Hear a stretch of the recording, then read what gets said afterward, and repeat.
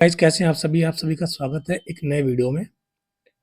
दोस्तों आज के इस वीडियो में हम जो हमारा पार्ट 1 था, इसका पार्ट 1 मिल जाएगा आपको, जिसमें आपको 51 से लेकर के क्वेश्चन नंबर 51 से लेकर के 60 क्वेश्चन तक आपको इसका सॉल्यूशन करवा दिया गया है क्वेश्चन पेपर का, जो कि दिसंबर 2025 का जो एग्ज़ाम हुआ था उसका।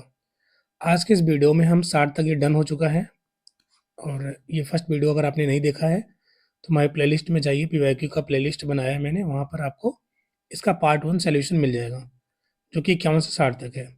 आज हम इसी 60 के आगे बात करेंगे और उसके क्वेश्चन्स को देखेंगे और क्वेश्चन को देख करके उसका ऑप्शन को डिकोड करने की कोशिश करेंगे, जिससे कि अपकमिंग एग्ज़ाम में जो आगे आने वाला जो भी पेपर होगा हमारा, खासकर वो जून 2026 की बात करें या फिर दिसंबर 2026 की बात करें, दोनों एग्ज़ाम में हमारा बहुत ज़्यादा हेल्प करने वाला है। और 61 तो 61 को देखते हैं क्या लिखा है। Monopoly power is explained by which of the following. यहाँ पे पूछ रहा है कि इसमें से ऐसा कौन सा ऑप्शन है जो मोनोपोली पावर को एक्सप्लेन करता है। तो सीधी सी बात है, इसके फार्मूला पर बेस्ड है। तो मोनोपोली पावर अगर आपको निकालना है तो मोनोपोली पावर निकालने के लिए आपको P minus M C upon P, और यही जो P होता है, P का मतलब प्राइस, और यही प्राइस हमारी एवरेज रेवेन्यू के बराबर हो जाती है, जिसको हम एवरेज रेवेन्यू बोलते हैं। ठीक है, तो मोनोपोली पावर निकालने के लिए या तो इस वाले तरीके से आपके फार्मूला दे के पूछ लिया जाएगा, या तो इस वाले तरीके से आपसे फार्मूला दे के पूछ लिया जाएगा। दोनों फार्मूला सेम है, क्योंकि एवरेज रेवेन्यू ही प्राइस है और यही प्राइस ही हमारा एवरेज रेवेन्यू है। तो इस तरीके से क्वेश्चन नंबर 61 का करेक्ट ऑप्शन 1 हो जाएगा, यहाँ पर एक सही हो जाएगा। आई होप कि आपको समझ में आ गया। और बाकी जो भी ऑप्शन है 2, 3, 4, इसका कोई ऐसे डायरेक्ट फार्मूला नहीं है, इसलिए ये तीनों क्या है, ये गलत हो जाएगा। ठीक है, आई होप कि समझ में आ गया होगा। ओके, नेक्स्ट क्वेश्चन बढ़ते हैं 62 नंबर। 62 नंबर क्वेश्चन पहले पढ़ते हैं, क्या लिखा है। How much revenue will have to forgone, यानी कि कितना रेवेन्यू, हाउ मच रेवेन्यू मतलब कितना revenue, will have to forgone छोड़ दिया गया due to different beneficial proposals in the central budget 2025-26। देखो, केंद्रीय बजट 2025 और 26 में ऐसे कितने रेवेन्यू हैं, ऐसे कितने इनकम है या आय है जो कि अलग-अलग लोगों को बेनिफिट करता है, उसके लिए बेनिफिट लोगों को करे, इसके लिए छोड़ दिया गया है। कितनी ऐसी इनकम है? तो डायरेक्ट इसका आंसर आपको मिल जाएगा ऑप्शन नंबर 3। इसमें डायरेक्ट टैक्स से 1 लाख करोड़ और इनडायरेक्ट टैक्स से 2600 करोड़ का यहाँ पर जो रेवेन्यू है, वो गवर्नमेंट ने 2025 और 26 के बजट में छोड़ दिया। अब इसका सिंपल सा मतलब क्या हुआ, ये समझते हैं। देखो, सीधी सी मतलब इसका ये है कि डायरेक्ट टैक्स में सरकार ने हमारा छोड़ दिया। अगर सरकार हमारा डायरेक्ट टैक्स में छोड़ देता है, तो उसकी वजह से सरकार को कहीं न कहीं क्या होगा, लॉस होगा। यानी कि कुछ ना कुछ सरकार ने क्या किया, हम लोगों के ऊपर जो टैक्स लगा करके वो कलेक्शन कर लेता सरकार, मतलब सरकार के पास पैसे आ जाते, वो पैसे सरकार के पास नहीं गए। तो डायरेक्ट टैक्स जो जाने वाले थे वो 1 लाख रुपए, 1 लाख करोड़ रुपए जाने वाले थे, बट 1 लाख करोड़ नहीं गए। तो मतलब कहीं न कहीं ना सरकार के पास से इतना रेवेन्यू चला गया डायरेक्ट टैक्स से। डायरेक्ट टैक्स लगता तो सरकार के पास इतना रुपए आ जाता।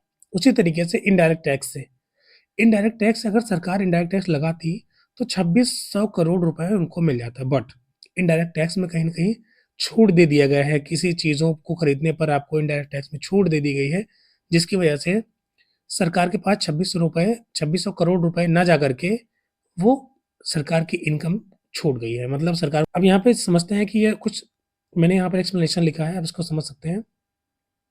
और एक चीज़ मैं आपको बता दूँ, लिखा है कि इसे आप बजट स्पीच पीडीएफ डाउनलोड करके 161 नंबर पर खुद देख सकते हैं। अगर आप बजट स्पीच जा करके डाउनलोड करेंगे उसका पीडीएफ, तो उसके 161वें नंबर पे आप जाएँगे तो आप वहाँ पर ये चीज़ें जो थर्ड वाला दिया गया है, ये चीज़ें आप वहाँ पे देख सकते हैं। आपको क्लियरली वहाँ पर मेंशन किया हुआ मिल जाएगा। अब रेवेन्यू फॉरगॉन का मतलब क्या समझते हैं आप? ये समझ लेते हैं क्या है इसका मतलब। सरकार जब बजट पेश करती है तो वो टैक्स में कुछ छूट देती है। मैंने आपको पहले ही बताया, डायरेक्ट टैक्स में छूट दे दी है, जिसकी वजह से इसको इतना नुकसान हुआ, और इनडायरेक्ट टैक्स में इतना छूट दिया। छूट देती है, बदलाव करती है, जिससे आम जनता और बिज़नेस को फ़ायदा होता है। लेकिन इस बदलाव की वजह से सरकार की कमाई कम हो जाती है। इस कम हुई कमाई को ही रेवेन्यू फ़ॉरगॉन कहा जाता है, जैसे कि मैंने आपको शुरू में बताया। अब यहाँ पे देखते हैं बजट 2025-26 के अकॉर्डिंग टैक्स कम करने के कारण सरकार को 1 लाख करोड़ यहाँ पर 2600 करोड़ का क्या हो रहा है, लॉस देखने को मिल रहा है, यानी इतनी सरकार की कमाई कम हो रही है। आई होप कि आपको 62 क्वेश्चन नंबर जो है ये समझ में आ गया होगा और इसका पूरा एक्सप्लेनेशन भी आपको समझ में आ गया हो। और रही बात 2 लाख करोड़, ऐसा कुछ भी नहीं है, बस ये तीसरा ऑप्शन करेक्ट हो जाएगा। और हर बार जब भी बजट आता है तो सरकार को कहीं न कहीं इस चीज़ को अपने बजट में मेंशन करना होता है, लिखना होता है कि हमने अगर डायरेक्ट टैक्स में छूट दे दी है, तो डायरेक्ट टैक्स में छूट देने के बाद हमें कितने कम रुपए कमाई हुई है। तो जैसे कि यहाँ पे आपको दिख गया, अभी बजट आने वाला है हमारा, जो बजट हमारा 26 और 27 के लिए आएगा, ठीक है? वो 1 फरवरी को आ जाएगा। ओके, ये देखिए क्वेश्चन नंबर 63, इसको देखते हैं। इसमें ये हमारा लिस्ट 1 है और ये हमारा लिस्ट 2 है। अब लिस्ट 1 को लिस्ट 2 से मैच कराना है। क्या करना है? मैच। अब देखते हैं, pensions as percentage of central government expenditure, यानी कि जो केंद्र सरकार हमारा खर्चा करती है अलग अलग चीज़ों पर, यहाँ पर पेंशन पर कितना परसेंट खर्च करती है, जो पैसे सरकार के पास आएगा उसका कितना परसेंट पेंशन पर खर्च होगा, वो यहाँ पर आप देख सकते हैं 4% है। ठीक है, पहले का मैच 4% हो जाएगा। State share of taxes and duties as percentage of central government expenditure. अब सरकार के पास जो भी पैसे आते हैं, सरकार जो पैसा खर्च करती है, उसमें से ऐसा कितना परसेंट है जो स्टेट शेयर ऑफ टैक्सेस, यानी कि स्टेट, उसका ऑप्शन बी का जो करेक्ट ऑप्शन हो जाएगा वो 22% हो जाएगा। ये आपको डायरेक्ट आपके बजट वाले में चैप्टर में मिल जाएगा। उसी हिसाब से टैक्स जीडीपी रेशियो से आया, ये आपका हो जाएगा 18% और डेब्ट जीडीपी रेशियो इसका हो जाएगा 81.3%, ये इसका आंसर हो जाएगा। उसी तरीके से आप यहाँ पे देख सकते हैं चौथा ऑप्शन करेक्ट हो जाएगा। इसमें कुछ करना ही है, बस जो करेक्ट आंसर है उसी आंसर को उसी ऑप्शन के साथ मैच करा देना है। ओके, आगे बढ़ते हैं अपना 64 पे। यहाँ पे बात कर रहा है रेंज निकालना है फंक्शन का। ये हमारा फंक्शन दिया गया है, इसी फंक्शन का रेंज निकालना है। अब रेंज निकालने के लिए सीधी सी बात होती है, आप क्या करेंगे ना, सीधी-सीधी मतलब है कि इसमें वैल्यू पुट करेंगे। वैल्यू पुट क्या करेंगे, अगर आपको मिनिमम वैल्यू निकालनी है, तो मिनिमम वैल्यू निकालने के लिए आपको क्या करना पड़ेगा, यहाँ पे 1 रखना पड़ेगा। तो जब वो आप 1 रखेंगे तो उसकी मिनिमम वैल्यू 0 आ गई। उसी तरीके से मैक्सिमम वैल्यू निकालने के लिए क्या करना पड़ेगा आपको, यहाँ पर x की जगह पर आपको 0 रखना पड़ेगा। तो जब आप x की जगह 0 रखेंगे, तो 0 का स्क्वायर 0 ही हुआ, तो 1 माइनस 1, 1 माइनस 0 तो 1 आया, तो 1 का अंडर रूट करेंगे तभी 1 आएगा। तो इसका रेंज क्या हो जाएगा, 0, 1। एक बार देख लेते हैं क्या लिखा है यहाँ पे आगे। यहाँ पर आपको डायरेक्ट इसकी वैल्यू निकालनी है। यहाँ पर इसका पूछ रहा है कि equilibrium level of demand for labour by A perfectly competitive market या परफेक्टली कम्पिटिटिव फर्म। इसका सिंपल सा मतलब होता है जो इक्वल होगा वही हमारा करेक्ट ऑप्शन हो जाएगा। तो दूसरा हमारा करेक्ट ऑप्शन हो जाएगा। सो गाइस, बढ़ते हैं अपने नेक्स्ट क्वेश्चन की तरफ। क्वेश्चन नंबर 66, ठीक है। अब ये क्वेश्चन हमारे पास 66 है, इसको देख लेते हैं। As per Dalton's optimum population formula defined as m is equal to a minus O upon O, जहाँ पर m क्या है, ये माल एडजस्टमेंट है, ये एक्चुअल पॉपुलेशन है, और o जो है वो हमारा ऑप्टिमम पॉपुलेशन है। एक country is said to have optimum population. एक कंट्री के पास ऑप्टिमम पॉपुलेशन कब होगा, सीधा सीधा मतलब है ऑप्टिमम पॉपुलेशन तब होगा जब वो हमारा ऑप्टिमम पॉपुलेशन एक्चुअल पॉपुलेशन के बराबर हो जाए। कहने का मतलब है कि हमारा जब ओ जो है वो बराबर हो जाएगा ए के, तभी हमारा ये ऑप्टिमम पॉपुलेशन है। But O is equal to A, इसको लाने के लिए हमें एम को 0 रखना पड़ेगा। जब हम एम को 0 रखेंगे तब क्या होगा, ए माइनस ओ अपॉन ओ होगा, ठीक है, क्योंकि एम की जगह पे 0 आ गई। अब ओ का मल्टीप्लाई 0 में करेंगे तो 0 मल्टीप्लाई बाई ओ आ जाएगा और इक्वल हो जाएगा ए माइनस ओ। अब 0 से अगर हम ओ में मल्टीप्लाई करेंगे तो इसकी वैल्यू क्या आ जाएगी, 0 आ जाएगी। तो इसकी इस चीज़ को मैंने यहाँ लिखा है, इस चीज़ को मैंने यहाँ लिखा है, इसको यहाँ और इसको यहाँ लिख दिया। तो A minus O equal to 0, A minus O equal to 0। तो ए अगर माइनस ओ है, जब ये माइनस ओ इधर लाएंगे तो ये प्लस ओ हो जाएगा। तो A is equal to O। तो इस तरीके से क्या होगा, यानी कि actual population is equal to optimum population. I hope कि अगर M की वैल्यू 0 आएगी तभी हमारा A is equal to O हो जाएगा, जो कि हमारा करेक्ट ऑप्शन नंबर क्या हो जाएगा, M इज़ इक्वल टू 0, तो 3। यहाँ भी आप देख सकते हैं 3।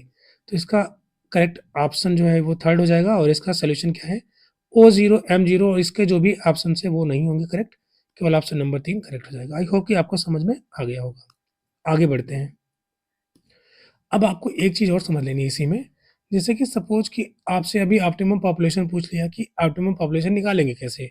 अब हो सकता है कि आपसे नेक्स्ट एग्ज़ाम में पूछ लिया जाए कि M is equal to A minus O upon O दे दिया गया, सपोज़ देखो M is equal to A minus O upon O दे दिया गया।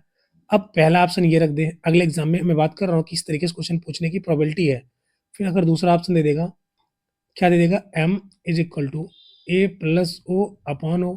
नेक्स्ट ऑप्शन दे सकता है third, M is equal to O upon A minus O। Next option दे सकता है, फोर्थ ऑप्शन दे सकता है M इज़ इक्वल टू, यहाँ पर लिख सकता है A upon A minus O। इस तरीके की प्रोबेबिलिटी है कि आपसे इस तरीके के 4 ऑप्शन दे करके पूछ लेगा कि आप बताइए कि आपका जो डाल्टन का ऑप्टिमम पॉपुलेशन का फ़ॉर्मूला है वो क्या है? इस तरीके से आपसे 4 ऑप्शन करके पूछ लेगा। बट आपको दोनों तरीके से पता होना चाहिए। एक तो आपको ये पता होना चाहिए कि ये करेक्ट फ़ॉर्मूला है, किसका? डाल्टन का ऑप्टिमम पॉपुलेशन फ़ॉर्मूला का, ये फ़ॉर्मूला है, इसको आपको पता होना चाहिए। बट आपको ये भी पता होना चाहिए यही formula M is equal to A minus O upon O, यही फ़ॉर्मूला है डाल्टन के ऑप्टिमम पॉपुलेशन का फ़ॉर्मूला, ठीक है? आपको याद रखना है और तैयार भी रहना है कि हो सकता है इसी क्वेश्चंस में से आपसे नेक्स्ट एग्ज़ाम में इसी से क्वेश्चन बना के वापस से पूछा जा सकता है, इसी चीज़ को घुमा करके पूछा जा सकता है। पता है आपको? एक चीज़ आपके लिए बहुत इम्पोर्टेंट है, वो है कांसेप्चुअल क्लैरिटी।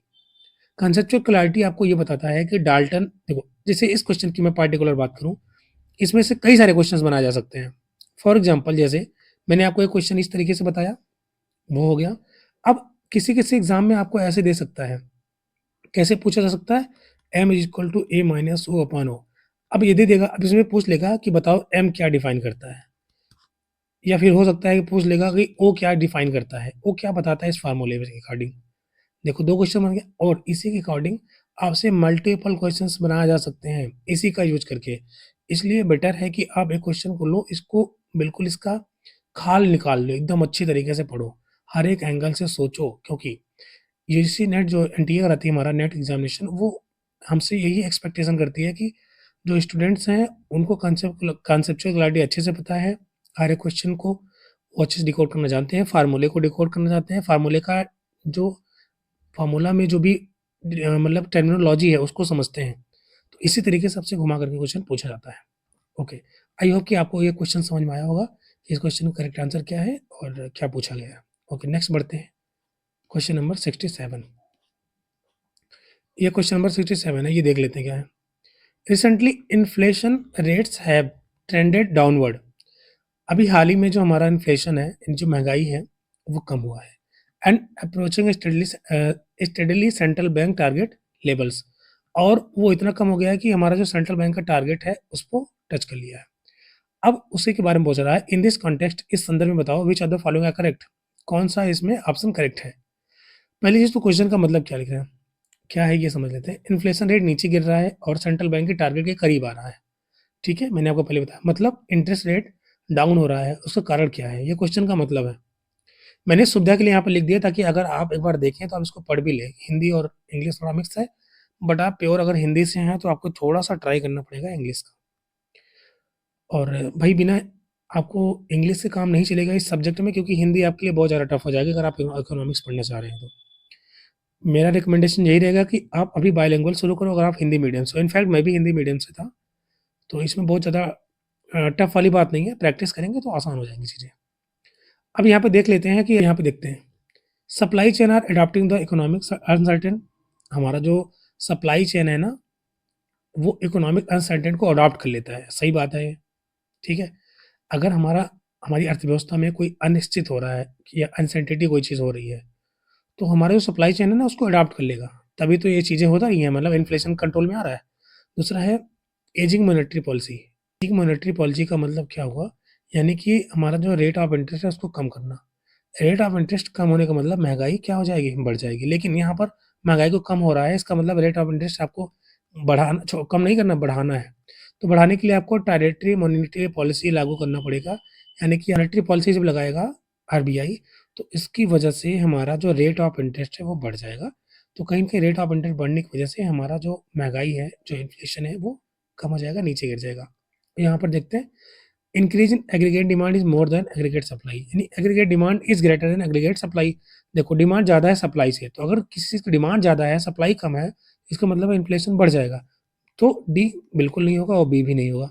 बी क्यों नहीं होगा? क्योंकि यहाँ पर मॉनेटरी पॉलिसी आसान कर दे रहा है। मॉनेटरी पॉलिसी आसान करने का मतलब है कि रेट ऑफ इंटरेस्ट को डाउन करेगा, जबकि यहाँ पर रेट ऑफ इंटरेस्ट डाउन करने का मतलब है तो महँगाई जो है यहाँ पर अ, बढ़ जाएगी, महँगाई कम नहीं होगी।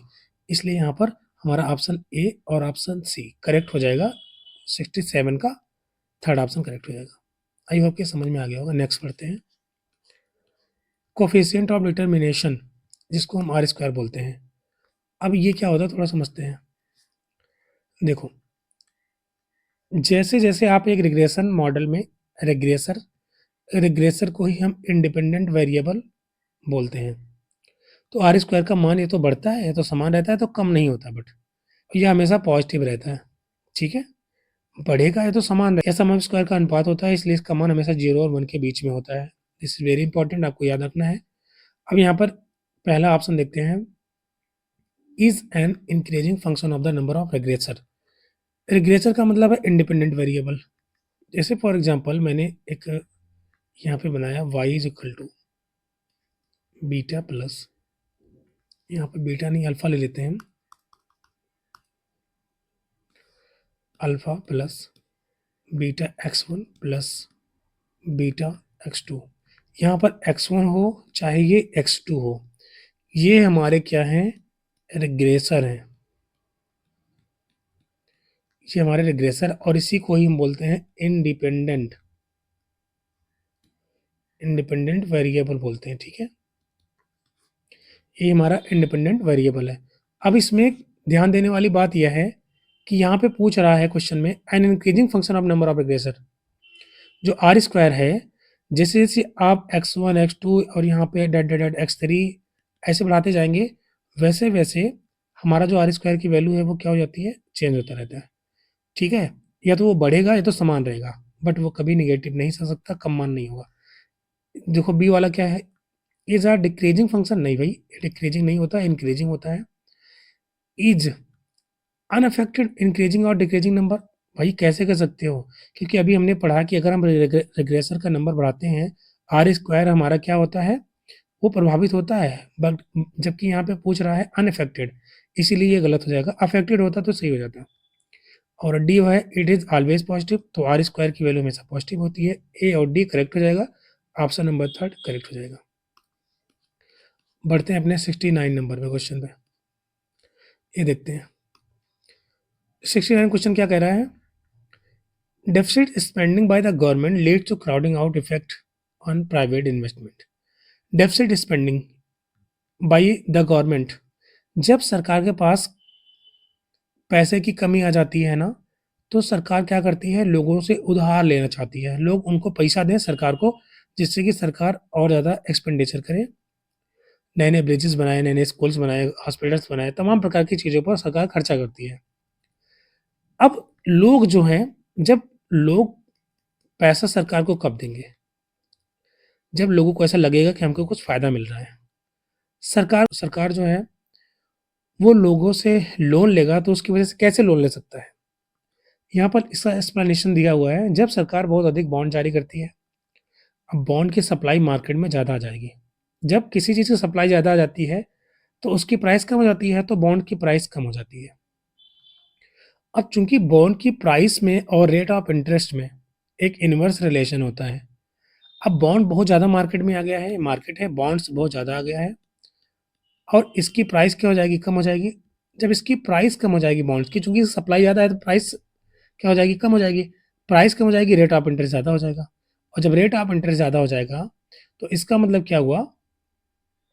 लोग क्या करेंगे?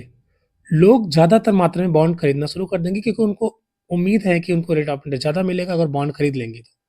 तो इस वजह से क्या होगा, रेट ऑफ इंटरेस्ट जब ज़्यादा हो जाएगा, किसी भी इन्वेस्टर को इन्वेस्टमेंट करना होगा, कोई कंपनी लगानी होगी, तो उनको क्या चाहिए कि रेट ऑफ इंटरेस्ट कम हो। अगर हम लोन लें तो हमको रेट ऑफ इंटरेस्ट कम से कम देना पड़े सरकार को। लेकिन यहाँ पर रेट ऑफ इंटरेस्ट ज़्यादा होने की वजह से जो भी इन्वेस्टर्स हैं, प्राइवेट इन्वेस्टमेंट करते हैं, रेट ऑफ इंटरेस्ट ज़्यादा होने की वजह से क्या करेंगे, वो प्राइवेट इन्वेस्टमेंट क्या करेंगे, वो कम कर देंगे।